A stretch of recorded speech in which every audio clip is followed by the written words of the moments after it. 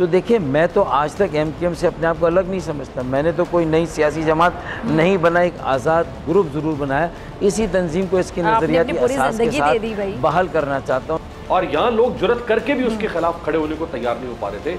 आज अगर उसका आसेब का साया हट गया है, इसके ऊपर से उसकी परछाई हट गई है, तो अब इस जमात को बेनिफिट ऑफ डाउट दें कि आपके बगैर भी एमक्यूएम हो सकती है। तो वैसा क्या हुआ कि रास्ते ही जुदा हो गए? जी, मैं ये कह रहा हूँ कि अगर उस वक्त का मंजरनामा देखें और आज का मंजरनामा देखें, उस वक्त मेरी सियासी बसीरत में कामरान टिसूरी से जो काम मैं ले रहा था, वो जिस तरह डीजी रेंजर से हमने बातचीत की और 7 दफातर हमें मिल गए जी जी, और पीएसपी का बहुत ज़्यादा दबाव एमक्यूएम पर आ रहा था और ऐसा महसूस होता कि हमें सहूलत मिलने और आसानियाँ मिलने और अपने सियासी एजेंडे को आगे बढ़ाने में जो रुकावट है वो पीएसपी के साथ कोई इल्हाक करेंगे तो दूर होगी। और इल्हाक हमने किया भी ना चाहते हुए, और वो इस तरह बैकफायर किया कि 24 घंटे में मुझे उसे ख़त्म करना पड़ा। उसमें भी कामरान टिसूरी का मेरे साथ एक किरदार था, वो मेरे साथ खड़े हुए। फिर हमारी तंजीम डी रजिस्टर हो गई थी इलेक्शन कमीशन ऑफ पाकिस्तान से, और सुप्रीम कोर्ट हमें जाना ही जाना था, लेकिन short of supreme court election commission of Pakistan से दोबारा उसकी रजिस्ट्रेशन में भी कामरान टिसूरी भाई का एक बड़ा अमल दखल था। तो एक सेनेट की सीट मेरी नज़र में उनका हक़ बनती थी। माजी में भी एमक्यूएम में ये प्रैक्टिस रही थी, लेकिन मुझे नहीं मालूम कि किसके ईमा पे या क्यों उस वक्त मेरे साथियों ने मेरी बसीरत का साथ ना दिया, वो ना देखा जो मैं देख रहा था। उनसे जो काम हम शायद इस्लामाबाद में ले सकते थे वो उन्होंने ना देखा, और इस तरह मेरे सामने खड़े हो गए कि जैसे मैं उनकी दोस्ती में उनको नवाज रहा हूँ और उनको बेजा उनकी हिमायत कर रहा हूँ। ये सारी बातें आईं और यहाँ तक भी आई कि क्या मजबूरी है, कमज़ोरी है, फिर शायद अल्लाह ना करे वो मेरी एटीएम मशीन है और MQM is not for sale, ये बात की गई। तो ये सारी बातें करने के बाद अगर आज मैं 4 साल बाद ये मंज़र देखता हूँ कि ज़मीन चमन गुल खिलाती है क्या क्या, बदलता है रंग आसमां कैसे कैसे, तो देखिए, मैं तो आज तक एमक्यूएम से अपने आप को अलग नहीं समझता। मैंने तो कोई नई सियासी जमात नहीं बनाई, एक आज़ाद ग्रुप ज़रूर बनाया।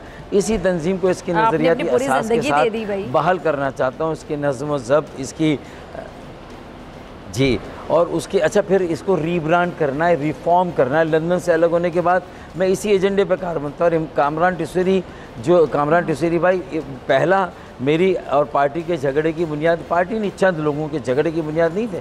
अली रज़ा आबदी को जब मैं राब्ता कमेटी का रुकन बनाना चाहता था, एक नफीस आदमी, पढ़ा लिखा आदमी, एक प्रेजेंटेबल आदमी, जो मंतक और दलाइल से जो बात करने वाला, अपने हल्के में वक्त देने वाला, करप्शन का किसी तरह को कोई इल्ज़ाम नहीं, लोगों से घुल मिलने वाला, मिलने जुलने वाला, आजिज़ी इनकिसारी से, तो उसको अगर राब्ता कमेटी के लोग कबूल ना करें, एक सरबरा की इस बात को भी ना रखा जाए, तो मैंने ये बताने की कोशिश की। लेकिन शायद मीडिया में भी एक ऐसा माहौल बना था कि मुझे भी लोग कहते थे, मेरी सियासी बसीरत पर शक करते थे कि आप अगर ये ज़िद ना करते तो आप पार्टी से बेदखल ना होते। मैं आपकी तरफ दोबारा आती हूँ, ठीक है, आपकी इजाज़त से मैं अमीर अब्बास का रुख करना चाहूँगी। अमीर अब्बास, मैं आपकी तरफ आना चाहती हूँ। हमने डॉक्टर साहब को सुना।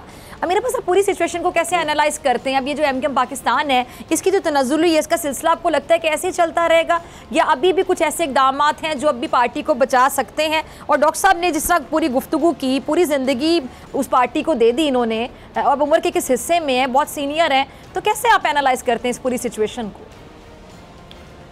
अच्छा डॉक्टर साहब, मैं कहना तो कुछ और चाहता था, लेकिन आपके सवाल ने अचानक मेरा जवाब तब्दील कर दिया है। और आपका ये सवाल बड़ा अहम है कि एमक्यूएम की तरफ कैसे इसका जवाल की तरफ जा रही है, क्या कर सकती है। देखिए, मैं ज़ाती तौर पर ये समझता हूँ, अगरचे मुझे किसी जमात की पसंद नापसंद का इजहार नहीं करना चाहिए, लेकिन मैं ज़ाती तौर पर ये समझता हूँ कि एमक्यूएम पाकिस्तान की एक ऐसी जमात है या थी कि जिसके अंदर वो तमाम वस्फ मौजूद थे, वो तमाम वस्फ जो किसी भी प्रोग्रेसिव जमात के अंदर हो सकते थे या हो सकते हैं। इस चीज से कता नजर के एमक्यूएम ने जो टारगेट किलिंग, भत्ता, खून, दहशत, वो सब वो उसके अलावा जो इस जमात का मंशूर था, यानी ये जमात छोटे सूबों पर यकीन रखती है, नए सूबे बनने चाहिए, ये जमात कालाबाग डैम की बात करती है, ये जमात लोकल गवर्नमेंट सिस्टम की बात करती है।